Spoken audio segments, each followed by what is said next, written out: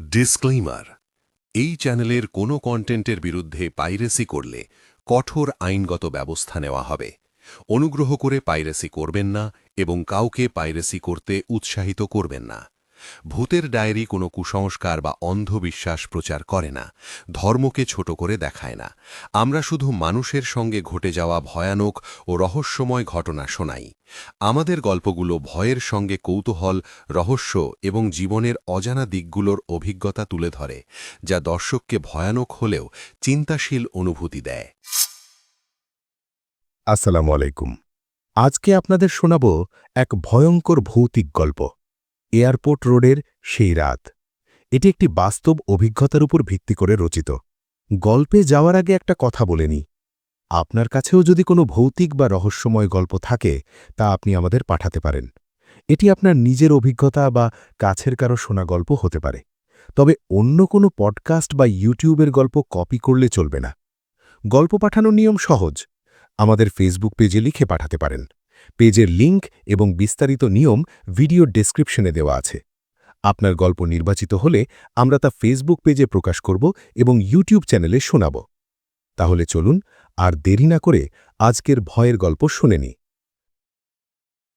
গল্পটি যেভাবে লেখা আছে আমি ঠিক সেইভাবেই পড়ার চেষ্টা করছি। সালটা ১৯৯৭, নভেম্বরের শেষ দিক। ঢাকায় তখন বেশ জাঁকিয়ে শীত নামতে শুরু করেছে। রাত তখন আনুমানিক ২:১২। তখনকার ঢাকা শহর এখনকার মতো এমন কোলাহলপূর্ণ ছিল না। এখন যেখানে বিশাল এক্সপ্রেসওয়ে আর ফ্লাইওভারের জঞ্জাল, তখন সেখানে ছিল চওড়া কিন্তু একদম নির্জন রাস্তা। রাস্তার দুপাশে সোডিয়াম লাইটের সেই চেনা হলুদ আলো কুয়াশায় মিশে এক অদ্ভুত মায়াবী কিন্তু ছমছমে পরিবেশ তৈরি করত। তানভীর তার প্রিয় সাদা রঙের টয়োটা করোলা ডিএক্স গাড়িটা চালিয়ে উত্তরা থেকে গুলশানের দিকে ফিরছিল। এক বন্ধুর গায়ে হলুদের অনুষ্ঠান ছিল। আড্ডা দিতে দিতে বেশ দেরি হয়ে গেছে। গাড়ির ড্যাশবোর্ডে রাখা সনি ক্যাসেট প্লেয়ারে বাজছিল সেই সময়ের জনপ্রিয় ব্যান্ড সোলসের একটা গান। ভলিউমটা সে একটু কমিয়ে রেখেছিল, কারণ গভীর রাতে একা ড্রাইভ করার সময় এই নীরবতা তার বেশ ভালোই লাগছিল। জিয়া আন্তর্জাতিক বিমানবন্দর এলাকা পার হওয়ার পর রাস্তাটা একদম জনমানবহীন হয়ে পড়ল। নিকুঞ্জ এলাকাটা তখন আজকের মতো এত জমজমাট ছিল না। রাস্তার দুপাশে ঘন ঝোপঝাড় আর বিশাল সব রেনট্রি গাছ। রাস্তার এই অংশটায় সোডিয়াম লাইটগুলো প্রায়ই নষ্ট থাকত। আজও তার ব্যতিক্রম হয়নি। হুট করে আলো কমে গিয়ে অন্ধকার যেন আরও ঘন হয়ে এলো। হঠাৎ তানভীর লক্ষ্য করল রাস্তার বাঁ পাশে একটু দূরে কেউ একজন দাঁড়িয়ে আছে। ঘন কুয়াশার কারণে প্রথমে স্পষ্ট বোঝা যাচ্ছিল না। সে হেডলাইটের হাই বিম জ্বালাল। দেখল এক মহিলা, পরনে ধবধবে সাদা একটা শাড়ি। উত্তরে বাতাসের ঝাপটায় শাড়ির আঁচলটা উড়ছে। তিনি রাস্তার ধারের রেলিং ঘেঁষে এমনভাবে দাঁড়িয়ে আছেন যেন কারোর জন্যে অপেক্ষা করছেন। তানভীরের মনে খটকা লাগল। এত রাতে এই জনশূন্য রাস্তায় একজন মহিলা একা কি করছেন? সে কি গাড়িটা থামাবে? পরক্ষণেই মনে হল ৯০-এর দশকের ঢাকায় গভীর রাতে অপরিচিত কাউকে লিফট দেওয়া মোটেও নিরাপদ নয়। তাই সে গতি না কমিয়েই পাশ কাটিয়ে চলে যাওয়ার সিদ্ধান্ত নিল। মহিলাটিকে ক্রস করার ঠিক আগ মুহূর্তে গাড়ির ক্যাসেট প্লেয়ারটা অদ্ভুত একটা ক্যাচ ক্যাচ শব্দ করে আটকে গেল। গানটা বিকৃত হয়ে মাঝপথেই বন্ধ হয়ে গেল। আর ঠিক সেই মুহূর্তে তানভীর আর চোখে বাঁ দিকে তাকাল। মহিলাটি তখনও স্থির দাঁড়িয়েছিলেন, কিন্তু গাড়িটা যখন ঠিক তার সমান্তরালে এলো, তিনি আচমকা ঘাটটা অস্বাভাবিকভাবে বাঁক করে সরাসরি তানভীরের দিকে তাকালেন। তানভীর শিউরে উঠল। মহিলাটির কোনো মনি নেই, চোখের কোটর দুটো সম্পূর্ণ সাদা, আর তার মুখের চামড়া যেন দলা পাকানো আর বিভৎসভাবে ঝলসানো।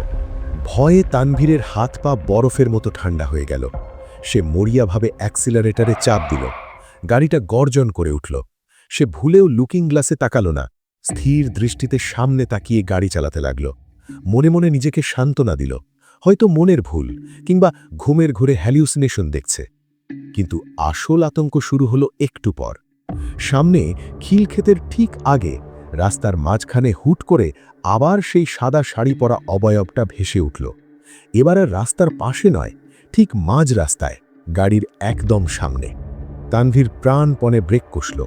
টায়ার আর পিচ ঢালা রাস্তার ঘর্ষণে বিকট একটা শব্দ হলো। গাড়িটা চাকা স্লিপ করে রাস্তার মাঝখানে আড়াআড়িভাবে থেমে গেল। সাথে সাথে ইঞ্জিন বন্ধ হয়ে গেল। চারপাশ মুহূর্তেই কবরের মতো নিস্তব্ধ। শুধু নিজের হৃদস্পন্দনের প্রচণ্ড শব্দ শুনতে পাচ্ছিল। সে কাঁপতে কাঁপতে সামনের দিকে তাকালো, কিন্তু রাস্তায় কেউ নেই। চারপাশ একদম ফাঁকা। সে ভাবল নিশ্চিত সে ভুল দেখেছে। কাঁপা কাঁপা হাতে সে চাবি ঘুরিয়ে গাড়ি স্টার্ট দেওয়ার চেষ্টা করল। একবার, দুবার, কিন্তু ইঞ্জিন স্টার্ট নিচ্ছে না। পুরনো মডেলের গাড়ি, মাঝে মধ্যেই ঝামেলা করে, কিন্তু এই সময় কেন? সে হতাশ আর চরম আতঙ্কে স্টিয়ারিংয়ে মাথা ঠেকিয়ে জোরে জোরে শ্বাস নিতে লাগল। ঠিক তখনই গাড়ির পেছনের সিট থেকে একদম কানের কাছে একটা চিতল ফিসফিসানি শব্দ ভেসে এলো। ব্রেক করলে কেন? চলো। তানভীরের রক্ত হিম হয়ে গেল। সে ধীরে ধীরে মাথা তুলে রিয়ার ভিউ মিরারে তাকালো। পেছনের সিটে ঠিক মাঝখানে বসে আছে সেই বিভীষিকাময় মহিলা। তার সাদা শাড়িটা এখন তাজা রক্তে ভেজা। আয়নার ভিতর দিয়ে তার সেই মণিহীন সাদা চোখ দুটো সরাসরি তানভীরের চোখের দিকে তাকিয়ে আছে। মহিলাটি হাসছে, কিন্তু সেই হাসিতে কোনো শব্দ নেই। সেটা এক পৈশাচিক হাসি। তানভীর আর এক মুহূর্ত সেখানে থাকার সাহস পেল না। সে চিৎকার করে দরজা খুলে গাড়ি থেকে বেরিয়ে দৌড় দিল। পেছনে ফিরে না তাকিয়ে সে উল্টো পথে পাগলের মতো দৌড়াতে থাকল, যতক্ষণ না দূরে এয়ারপোর্টের পুলিশ চেকপোস্টের আলো দেখা গেল। পরের দিন সকালে পুলিশের বন্ধুদের নিয়ে তানভীর গাড়িটা উদ্ধার করতে গিয়েছিল। গাড়িটা রাস্তার পাশেই পড়েছিল, কিন্তু সেখানে গিয়ে তারা যা দেখল তাতে সবার কপালে ভাঁজ পড়ল। গাড়ির পেছনের সিটটা সম্পূর্ণ ভেজা ছিল, যেন কেউ মাত্রই ভিজে কাপড়ে সেখানে বসেছিল। আর ড্যাশবোর্ডে থাকা সেই ক্যাসেটটার ফিতেগুলো সব বের করা, যেন কেউ প্রচণ্ড আক্রোশে সেগুলো ছিঁড়ে তছনছ করে ফেলেছে। সেই ঘটনার পর তানভীর আর কোনোদিন রাতে একা এয়ারপোর্ট রোডে ড্রাইভ করেনি। ৯০-এর দশকের ওই সময়টায় অনেকেই বলতো এয়ারপোর্ট রোডের ওই নির্দিষ্ট বাঁকটায় নাকি প্রায়ই এক সাদা শাড়ি পরা মহিলাকে দেখা যেত। হয়তো কোনো এক অতৃপ্ত আত্মা, যে আজও তার গন্তব্যে পৌঁছানোর জন্য একা কোনো পথচারীর অপেক্ষায় বসে থাকে। এই ছিল আজকের গল্প। গল্প ভালো লেগে থাকলে একটা লাইক দিও।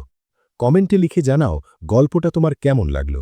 আর যদি এখনও ভূতের ডায়েরি সাবস্ক্রাইব না করে থাকো, তাহলে সাবস্ক্রাইব করে রেখো ভূতের ডায়েরি। কারণ ভয় ঠিক তখনই আসে যখন তুমি ভাবো সব ঠিক আছে। আবার আসব এক নতুন ভয়ঙ্কর আর রহস্যময় গল্প নিয়ে। ততদিন ভালো থেকো, সুস্থ থেকো। আসসালামু আলাইকুম।